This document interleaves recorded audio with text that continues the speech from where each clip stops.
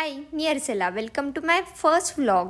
खूप जास्त मला कमेंट येत होत्या की ताई तू लॉंग व्हिडिओ कधी अपलोड करणार आहेस, आम्हाला तुझे लॉंग व्हिडिओ बघायला आवडतील. पण मला सुचत नव्हतं की मी काय टाकू. पण मी आज ना छान अशी व्हेज बिर्याणी बनवणार होते, म्हणून म्हणलं तुमच्यासोबत ती इन डिटेलमध्ये रेसिपी शेअर करावी. तीच करायला घेते. आणि ह्या व्हिडिओला जर खूप जास्त तुमचं प्रेम भेटलं ना तर असेच मी लॉंग व्लॉग टाकत जाईन.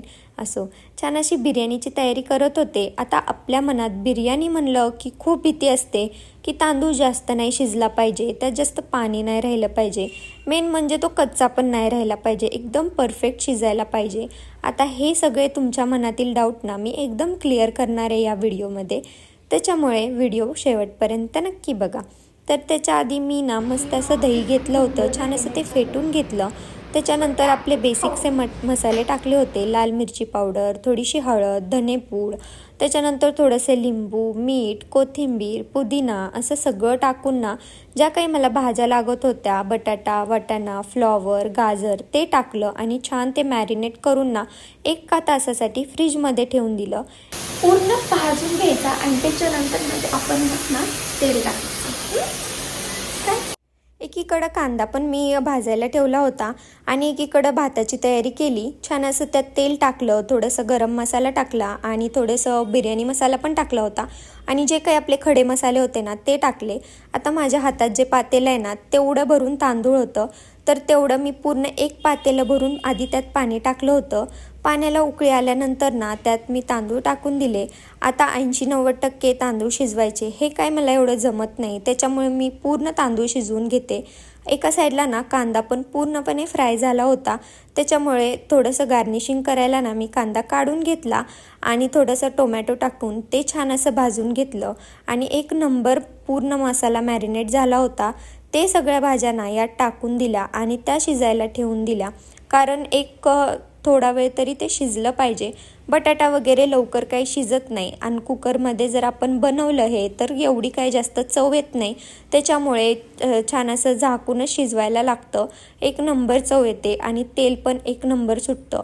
आता व्हेज बिर्याणी असं लोक बोलतात की जास्त काही खाऊ वाटत नाही, पण तुम्ही या पद्धतीने बनवली ना तर 1च नंबर लागते. तुम्ही नॉनव्हेजला पण मागं सोडाल अशी ही बिर्याणी आहे. त्याच्यानंतर माझे एका साईडला मसाला पण रेडी झाला होता आणि आता मला थर लावायची तयारी करायची होती. त्याच्यामुळे मी छान असा मसाला भाजून घेतला आणि एका साईडला थर लावायची तयारी केली.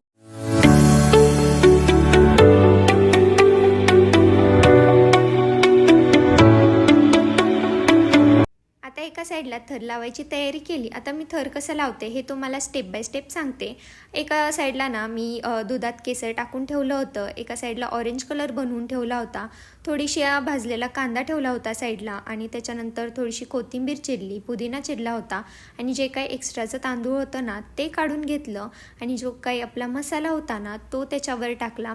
आता असे मी 2 थर बनवले होते. खाली तांदूळ होतं, थोडंसं वर मसाला होता, त्याच्यानंतर परत मी वर तांदूळ टाकले आणि हा सगळा मसाला टाकून ना एकदम थोडेसे वर तांदूळ टाकून दिले आणि त्याच्यावर केसरचं दूध टाकलं होतं, केशरी कलर टाकला होता, थोडासा भाजलेला कांदा म्हणजे बिलिस्ता तो टाकला होता आणि कोथिंबीर आणि पुदिना टाकला होता आणि त्याच्यानंतर थर दिले आणि मस्त असं थोडंसं तूप टाकलं होतं. आता एका साईडला ना मी तवा ठेवला होता. तवा ठेवल्यानंतर मग 10 मिनिटासाठी ना मी परत दमवर ठेवणार.